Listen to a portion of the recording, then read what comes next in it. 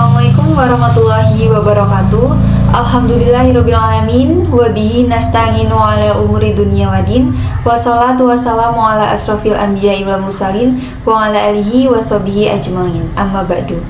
Yang terhormat Bapak Dr. Arman, Magister Pendidikan. Sebelumnya izin memperkenalkan diri, nama saya Dinia Ramadhani dengan NIM 20234064057173 dari kelas 4D Prodi PGSD. Di sini saya akan mempresentasikan materi yang berjudul Teori-teori belajar yang mendukung penggunaan media pembelajaran berbasis ICT. Baik, di slide pertama saya akan menjelaskan tentang teori behaviorisme. Teori behaviorisme dikemukakan oleh B.F. Skinner. Beliau adalah psikolog Amerika Serikat yang terkenal dengan aliran behaviorisme. Dalam teori ini, belajar terjadi di dalam memori manusia dan hasilnya dapat diukur dan dilihat sehingga dapat membentuk perilaku. Dalam prinsip teori ini, belajar dapat dilihat melalui perilaku, kemudian belajar terjadi karena adanya koneksi antara stimulus dan respon dalam membentuk perilaku peserta didik. Kemudian implikasi pada pembelajaran, pembelajaran harus memberikan rangsangan dan penguatan pada peserta didik secara tepat. Kemudian implikasi penggunaan ICT dalam teori behaviorisme sendiri adalah media memberikan stimulus yang baik dan menarik perhatian peserta didik serta pembelajaran harus diulang-ulang sehingga peserta didik mampu memahami materi pembelajaran dan masih mengingat materi pembelajaran. Teori pemrosesan informasi yang dikemukakan oleh Atkinson dan Shiffrin. Dalam teori pemrosesan informasi ini, belajar terjadi ketika peserta didik menerima dan mengelola informasi di memori mereka. Prinsip dalam teori ini, belajar adalah menyandikan informasi ke dalam ingatan. Dengan adanya latihan, memperkuat retensi dan membantu mengingat. Kemudian implikasi pada pembelajaran, pembelajaran harus menarik perhatian peserta didik, sehingga peserta didik tertarik akan materi pembelajarannya dibahas oleh guru. Kemudian implikasi penggunaan ICT media dalam teori ini menyediakan informasi yang menarik. Yang selanjutnya adalah teori perilaku kognitif yang dikemukakan oleh Robert Jahn. Dalam teori perilaku kognitif ini, belajar adalah proses membangun kondisi peserta didik yang sesuai dengan jenis keterampilannya.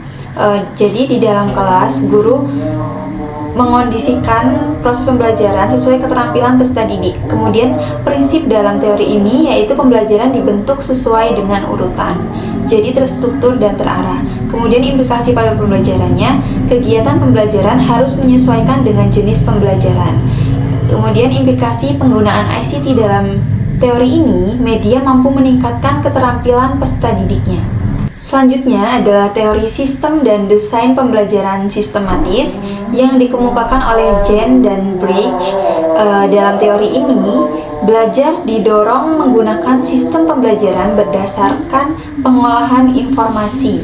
Kemudian prinsip dalam teori ini yaitu sistem pembelajaran yang lengkap, memuat tentang tujuannya, kegiatan pembelajarannya, dan penilaiannya. Kemudian implikasi pada pembelajarannya, pembelajaran harus terstruktur dan berurutan serta dipantau oleh sistem.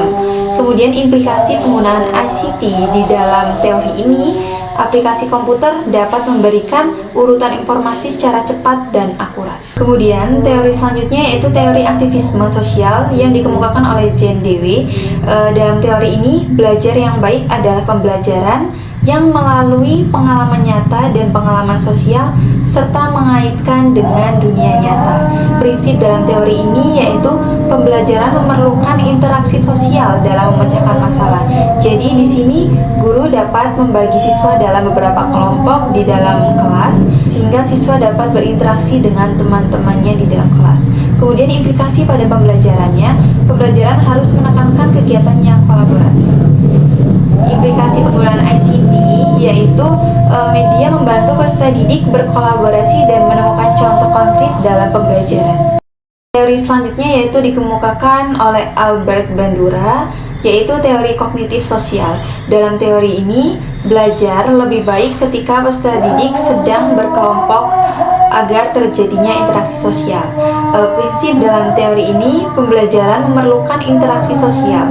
Implikasinya pada pembelajaran, Pembelajaran harus menyediakan model atau contoh konkret, karena dalam siswa SD contohnya siswa lebih menyukai contoh-contoh atau benda-benda konkret sehingga mereka lebih mudah dalam memahami materi. Kemudian implikasi penggunaan ICT-nya, guru dapat menampilkan model pembelajaran dengan berbagai model contoh.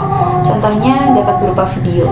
Teori scaffolding yang dikemukakan oleh Lev Vygotsky. Dalam teori ini, belajar adalah perkembangan yang dibentuk oleh perbedaan individu dan pengaruh budaya. Jadi dalam prinsipnya, belajar yang baik yaitu ketika siswa berada dalam zona belajar dan didampingi oleh para ahli. Implikasi pada pembelajarannya yaitu pembelajaran harus disesuaikan dengan kebutuhan masing-masing siswa, karena setiap siswa memiliki kebutuhan yang masing-masing dan karakteristiknya. Kemudian implikasi penggunaan ICT, teknologi sebagai alat bantu visual dalam memahami konteks pembelajaran. Teori perkembangan anak dikemukakan oleh Jean Piaget. Dalam teori perkembangan anak ini, belajar dapat terjadi di dalam memori peserta didik dan melalui interaksi sosial serta tahapan kognitifnya, yaitu sensori motor, praoperasional, konkret, dan operasi formal. Kemudian, prinsip dalam teori perkembangan anak ini, kemampuan belajar berbeda setiap tahap perkembangannya. Implikasi pada pembelajarannya, pembelajaran harus disesuaikan dengan tahap perkembangan dan peserta didik diberi kesempatan untuk mengeksplor diri. Kemudian, implikasi penggunaan ICT, teknologi dapat menyediakan manipulatif elektronik dalam pembelajaran teori ini. Selanjutnya ada teori discovery learning yang dikemukakan oleh Jerome Bruner. Dalam teori discovery learning ini, belajar yang baik adalah melalui interaksi dan lingkungan. Prinsip dalam teori ini, siswa memahami dan mengingat konsep lebih baik ketika mereka menemukan konsepnya itu sendiri.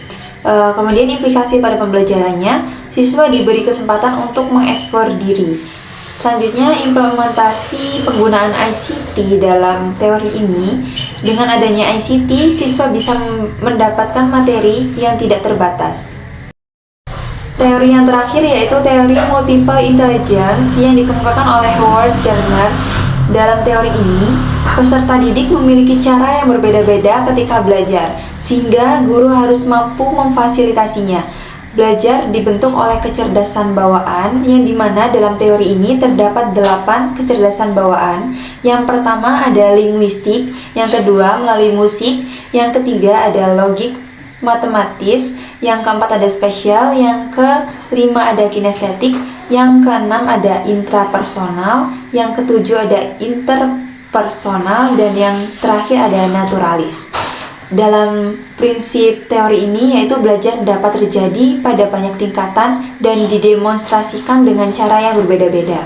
Kemudian implementasi pada pembelajaran harus memungkinkan cara belajar yang berbeda dan menunjukkan kompetensi dalam akhir pembelajarannya. Implementasi penggunaan ICT dalam teori ini yaitu dengan menggunakan media, guru dapat mengakomodasi gaya belajar siswa yang berbeda-beda. Sekian dari saya akhiri. Wassalamualaikum warahmatullahi wabarakatuh.